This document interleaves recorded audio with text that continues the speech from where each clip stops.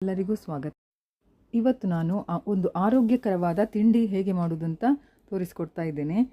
ಇದಕ್ಕೆ ತಕ್ಕರೆದು ಗಟ್ಟಿ ಅಂತ ಹೇಳ್ತಾರೆ ತುಳುವಿನಲ್ಲಿ. ತಕ್ಕರೆ ಅಂದರೆ ನೋಡಿದ್ವಿ ಮುಳ್ಳು ಸೌತೆ. ಇದಕ್ಕೆ ನಾನೀಗ 1 ಲೋಟ ಅಕ್ಕಿ ತಗೊಳ್ತಾ ಇದ್ದೇನೆ, ಬೆಳ್ತಿಗೆ ಅಕ್ಕಿ. ಅಂದರೆ 1 ಪಾವಿನಷ್ಟು ಉಂಟು, ಒಂದು ಇಬ್ಬರಿಗೆ ಆಗ್ತದೆ. ಇದು ಇಬ್ಬರಿಗೆ ಆಗುವಷ್ಟು ಉಂಟು. ಇದು ಒಂದು ಅರ್ಧ ಗಂಟೆ ನೆನಿಲಿ. ಜಾಸ್ತಿ ಸಹ ನೆನಿಬೋದು, ಆದರೆ ಬೆಳ್ತಿಗೆ ಅಕ್ಕಿ ಬೇಗ ನೆನೀತದೆ.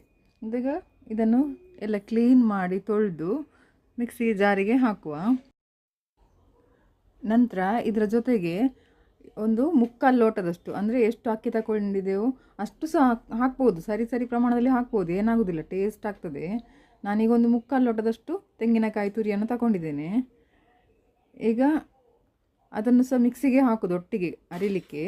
ಅದರೊಟ್ಟಿಗೆ ಸಿಹಿಗೆ ಬೆಲ್ಲ ನಾನು ಒಂದು ಅಚ್ಚು ಬೆಲ್ಲದಲ್ಲಿ 3/4 ಅಚ್ಚು ಬೆಲ್ಲ